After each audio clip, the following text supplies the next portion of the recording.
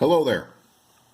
I received a request to go over a couple of examples like we have on our part 3 of the practice test.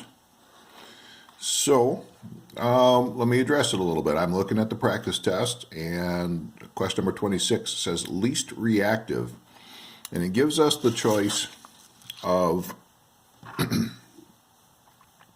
magnesium, barium, beryllium, and strontium.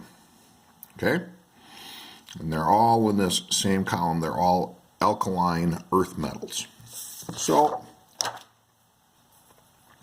reactivity is one of those properties that we have to be a little bit careful with, because the first thing you have to decide is, are you talking about metals or nonmetals? Because the most reactive metals increase this way, the most reactive nonmetals increase this way. And of course, all our 4 samples were all over here on the metal side, so we're talking about metals. So the most reactive is going to be down towards the bottom. So that means of the 4 choices, the most reactive is barium. However, that wasn't the question. The question was the least reactive. So least reactive would be the opposite direction, beryllium. Number 27 is asking us about the highest electron affinity, and the choices are phosphorus, sulfur, arsenic, and selenium. So we have this little square right here on the periodic table. Electron affinity is one of those properties that increases up and to the right. Okay, now you have to learn which properties increase which direction. There's only a few properties for each, so that should be within your abilities. So we're going to look, of those 4, which one is furthest to the right and furthest up, and that's going to be sulfur. So my answer for number 27 is sulfur. The next question is asking us about the most stable electron configuration. So let's give you a reminder here. What makes for stable electron configurations?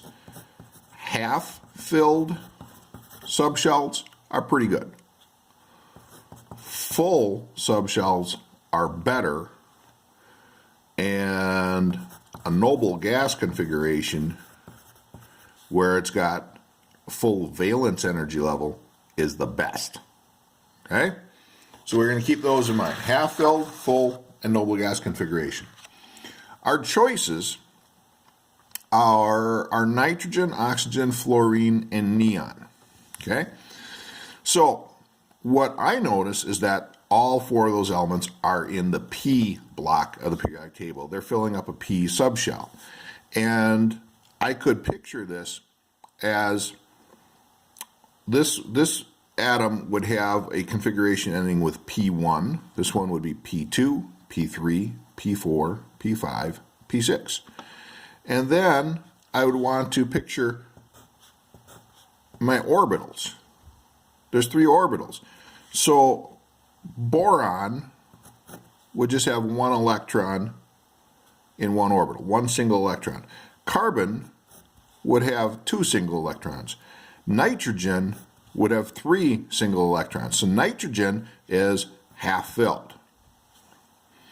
With oxygen, we start pairing up. So that's nothing special. It's got a full orbital and 2 partially filled. Fluorine, neon, oh, look at that. Neon's got a full energy level. And in fact, neon has a noble gas configuration. It's got a full valence energy level. So neon, by our criteria, is the most stable of those atoms. Let's see. Let's just look for something a little different. Let's do greatest number of unpaired electrons. That's number 30.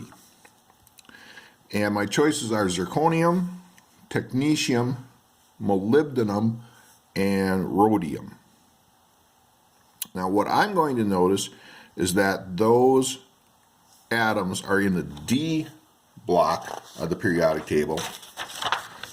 And so within the D block, I know that there are 5 orbitals. Okay? Zirconium has 2 electrons in the d block. I know that because it's the second element in there. Okay, zirconium. With molybdenum, it looks like there are 4 electrons in the d block. With technetium, there are 5. So this was molybdenum, this was technetium. And then with rhodium, is 1, 2, 3, 4, 5, 6, 7. 1, 2, 3, 4, 5, 6, 7. So at first glance, it looks like technetium's the winner, half-filled subshell. But do we have to take a closer look? Anybody have alarm bells going off in their head? Molybdenum was one of our exceptions that we were supposed to know to the electron configuration. So if we include the S subshells right in front here, zirconium would have had a full S subshell. Molybdenum, remember, one of those electrons jumps over here and gives us a half full. Technetium, rhodium. All right, so molybdenum actually has a half full S subshell and a half full D subshell. Does that beat out technetium? And I'm going to say no, it doesn't. Technetium still has the half-filled D subshell, but it's got a full S subshell. So these two are a match, but this is better. So technetium is my winner. So there's just a couple of examples. I went through 4 of them, and possibly that, well, I hope that answers some of your questions. Oh, what the heck, let's just real quick do one more. If I look at number 35, it says smallest atomic diameter, and my choices are phosphorus, chlorine, iodine, and antimony. So kind of a square, a little bit separated, and we got to look for smallest. So smallest diameter,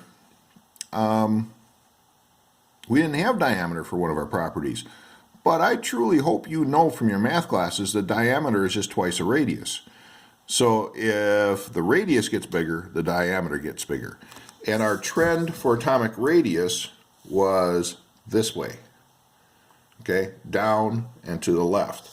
So of these, the trend is going to increase towards antimony. Antimony is going to be the largest. Hold the fort here. The question is asking us for smallest atomic diameter, so I'm going to go opposite the direction of antimony, and I'm going to go to chlorine. Chlorine is my smallest. All right, there's some examples. Hope this works for you.